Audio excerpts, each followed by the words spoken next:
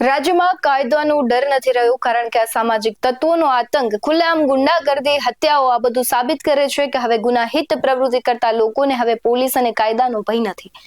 છેલ્લા કેટલાય સમયથી એવા કિસ્સાઓ સામે આવે છે જેમાં નાની એવી વાતમાં ઝઘડો થઈને હત્યા કરી નાખવામાં આવે અથવા તો જૂની અદાવતોને લીધે હત્યા થતી હોય ને આ ઘાતક સજા તેને આપવામાં આવતી હોય છે। હવે જે ઘટના બનાસકાંઠામાં પણ બની છે જ્યાં સૂતેલા દંપતીની હત્યા નિપજાવવામાં આવી છે। નમસ્કાર, આપની સાથે હું ભગવતી વિશાવડિયા। બનાસકાંઠાના લાખણીના જસરા ગામે હત્યાનો બનાવ સામે આવ્યો છે જેમાં ઘરમાં રહેલ દંપતીની હત્યા કરવામાં આવી છે। પિતા વરદાજી અને માતા હોશીબેન પટેલની હત્યા કરવામાં આવી છે તો આગળથડા પોલીસે સમગ્ર ઘટનાનો તપાસનો ધમધમાટ શરૂ કર્યો છે અને મૃતદેહને પીએમ માટે મોકલી આપવામાં આવ્યું છે। અહીં ખાસ વાત એમ છે કે જે માતા પિતાની હત્યા કરવામાં આવી છે એનું દીકરું છે પીઆઈ છે।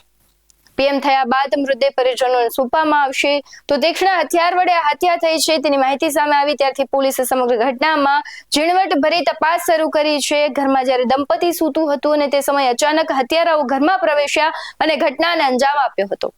હત્યા થવાનું કારણ હજુ અકબંધ છે ત્યારે પોલીસે રોડ પર રહેલા સીસીટીવી પણ તપાસ માટે ચેક કર્યા છે કેમ કે ઘરની આસપાસ કોઈ સીસીટીવી નથી। એફએસએલની ટીમ પણ ઘટના સ્થળે પહોંચી છે અને તપાસ કરી રહી છે। લૂંટના ઈરાદે હત્યા કરવામાં આવી છે કે શું તેને લઈને પોલીસ આગળ તપાસ કરી રહી છે। ત્યારે લાખણી ગામમાં શોકનો માહોલ છવાયો છે।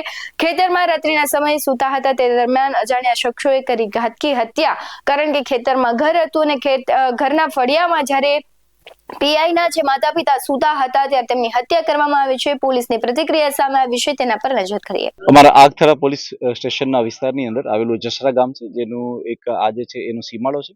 ખેતરની અંદર ઘર બનાવેલું છે અને આની અંદર વરદાજી મોતીજી પટેલ કે જે અમારા એક પોલીસ ઇન્સ્પેક્ટરના પિતાશ્રી પણ છે તેમના માતાનું અને તેમના પિતાનું આ બંનેનું જે છે એ મર્ડર થયેલું છે। મર્ડરની અંદર જે પ્રાથમિક દ્રષ્ટિએ લાગે છે એ પ્રમાણે પગના જે કડલા પણ કાપીને લઈ ગયા છે અને કાનની બુટીઓ અને સાથે સાથે ઘરની તિજોરી તોડેલી છે।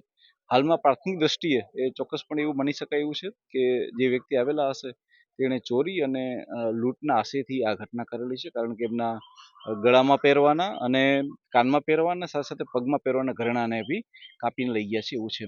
અમે અલગ અલગ મોડસ ઓપરેન્ડી ઉપર કામ કરી રહ્યા છીએ કે આ પ્રકારના અંજામ કેવા પ્રકારના લોકો આપતા હોય છે।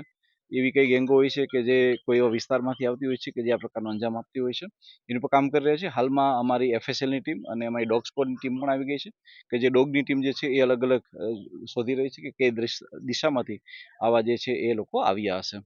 અમે તમામ એંગલો ઉપર વર્ક રાખીને કામ કરી રહ્યા છીએ અને મને વિશ્વાસ છે કે અમારી એલસીબી એસઓજી અને અમારી સ્થાનિક ટીમ જે છે એ ટૂંક સમયમાં આ હત્યાના ભેદને ઉકેલી નાખશે। એસએમસીના માતા પિતાની હત્યા થઈ જવી ખૂબ જ બહુ બધા પ્રશ્નો ઊભા કરે છે આ ઘટના છે કારણ કે એક કહેવાય છે કે આપણે નોર્મલ માણસ હોય તેની સુરક્ષાને લઈને પ્રશ્ન ઉઠાવે પરંતુ આ તો એક એસએમસીના પીઆઈ છે અને તેના માતા પિતાની હત્યા થાય છે ત્યારે સુરક્ષા અને કાયદા વિશે ઘણા પ્રશ્નો ઉઠે છે। હત્યા તો કરી પરંતુ તેમના શરીર પર જે ઘરેણાઓ હતા તે શરીરના અંગો કાપીને એ ઘરેણાઓ લઈ જવામાં આવે છે અને ચોર છે જે હત્યારાઓ છે તે કહેવાય છે કે કોઈ લાલચે ચોરી કરે છે કે હત્યા કરે છે તેને લઈને પોલીસ તપાસ કરી રહી છે। બનાસકાંઠાની આ ઘટનાએ ખૂબ બધા પ્રશ્નો ઉભા કર્યા છે, કાયદો અને વ્યવસ્થા ઉપર સવાલ ઉભા કર્યા છે। સુરક્ષાની વાતો કરતા લોકોને પણ અનેક સવાલો આ ઘટના કરશે કે ક્યાં છે સુરક્ષા કારણ કે આ તો પીઆઈના નહીં દરેક આપણે લોકોની વાત કરીએ તો સામાન્ય નાગરિક અત્યારે સુરક્ષિત અનુભવી નથી રહ્યા અને એક બાજુ કાયદા અને વ્યવસ્થાને લઈને સરકાર છે, તંત્ર છે અને અધિકારીઓ છે ને જવાબદાર નેતાઓ છે બણગા ફૂંકી રહ્યા છે કે ગુજરાત ખૂબ સુરક્ષિત રાજ્ય છે ત્યારે ઘટના તેને પ્રશ્ન પૂછે છે કે શું લોકો અને કહેવાય કે રાજ્ય સુરક્ષિત છે। આ મુદ્દે તમારું શું કહેવું છે કમેન્ટ કરી જરૂરથી જણાવજો।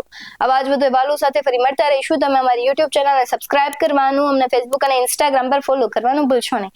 બાકી નવી અપડેટ્સ મેળવવા માટે આપ જોતા રહો BS9 ટીવી ન્યૂઝ। નમસ્કાર।